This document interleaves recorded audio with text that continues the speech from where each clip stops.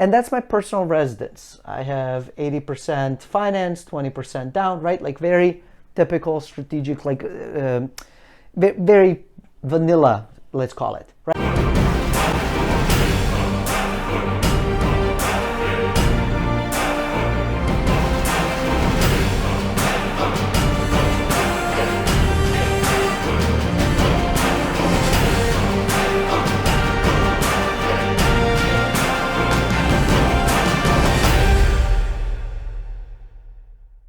Hey guys, Nev here with One Deal Away. And so last video we talked a bit about debt. We kind of covered the whole destructive, constructive components, sort of what do we do and how do we think about it. I wanted to go in and break it down into even deeper sort of spectrum of how I think about it. All right, so let's delete this. Clean slate. Let's begin. So when I get, we're going to call it destructive debt. So DD is destructive debts. I like acronyms, I like short codes, I like to draw and doodle, so hopefully you're cool with that. So destructive debt is not necessarily what type of money we use, where the money kind of comes in. So it could come in a form of credit cards, you know, it could come in a form of personal loans, it could come in a form of mortgage. It could come in auto loans.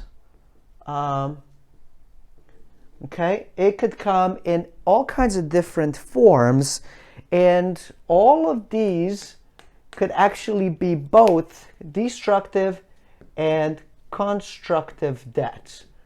Okay, as we've kind of covered that stuff, it's just matters of when you get to use this debt, what does it actually do for you financially? So for that, we want to focus on not just what we buy, but when we buy something, how is that something used? What happens with the cash flow at the end of the day?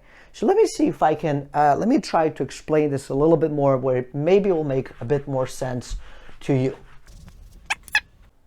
I'm sure that you're familiar with these two statements. This is income, this is expense, this is assets, this is liabilities, and this is what you own.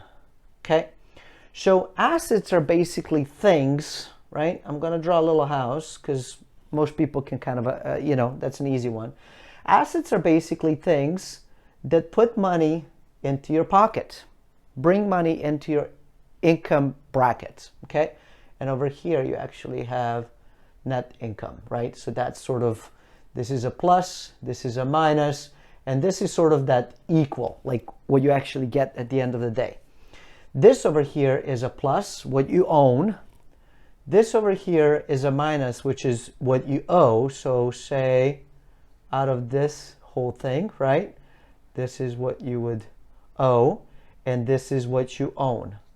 It's sort of the leftover. Okay, so this is a whole thing. This is what we owe. This is what we own. This is basically what happens when you purchase a house, for example, and you take a mortgage. So if I put 20% down, this is kind of how this would be recorded on this piece of paper. 20% down here, 80% finance, means the bank, that's my liability, 80% here. But this is the asset that I have purchased, which is 100%.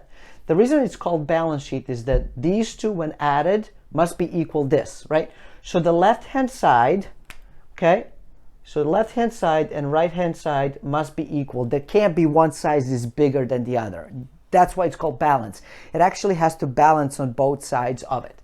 Income statement is sometimes also known as profit loss statement, is basically how we record when money comes in, what happens to it, and where does it go. And when we take balance sheet and income statement in conjunction with each other, we're able to see where the money flows. So for example, say that I have an asset, right? I have a house that I have purchased. Let me see if I can delete this. Okay. All right.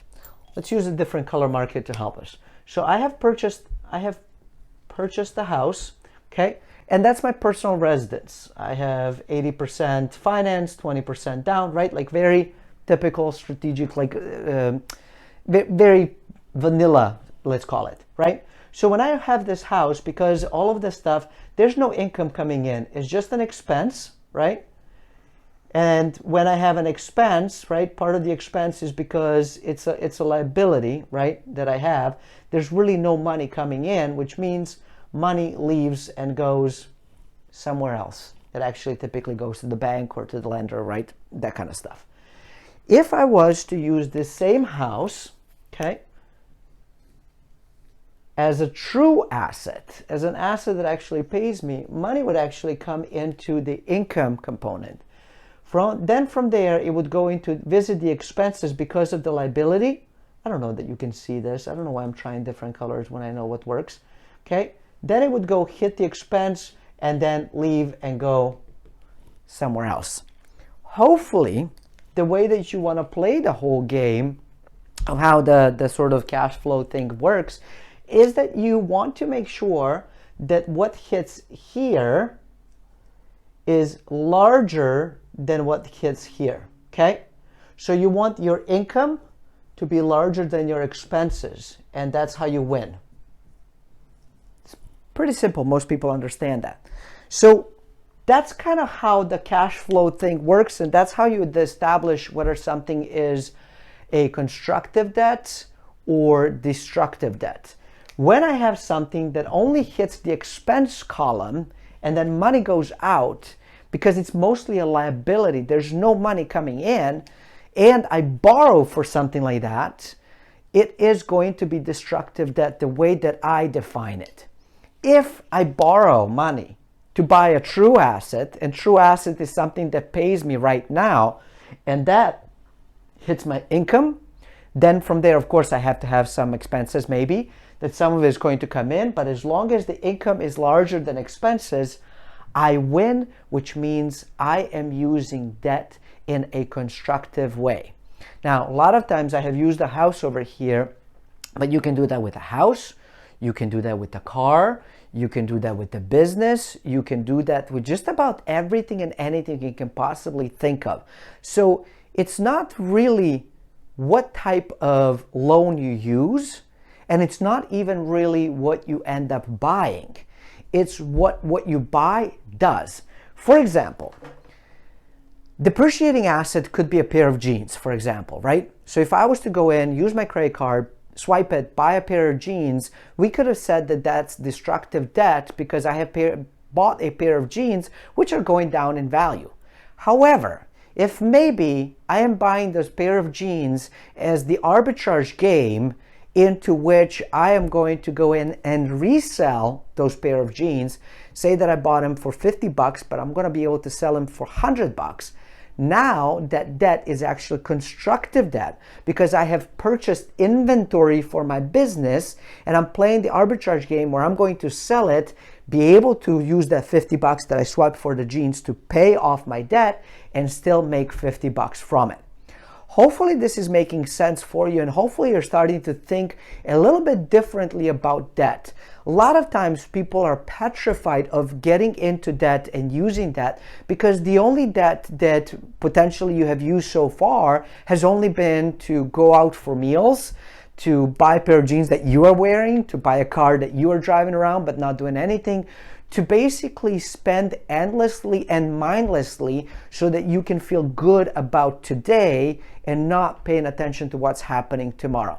Sometimes we get into destructive debt because somebody gets ill, whether we get hurt, a dear one, loses their job and we need to borrow money to make sure that they're eating. So to prevent some of that stuff, saving is going to be really the key. And in the next video, I'm going to be going a bit more into what money is and kind of also talking about the saving and how to think about the whole budgeting and saving. And if you hate budgets, I have great news for you because the next video where we talk about how to budget, it's going to be budgeting without budgets. I know! How exciting is that? Thanks for watching. Until next time, stay forever money blessed. And do remember, you are only one deal away.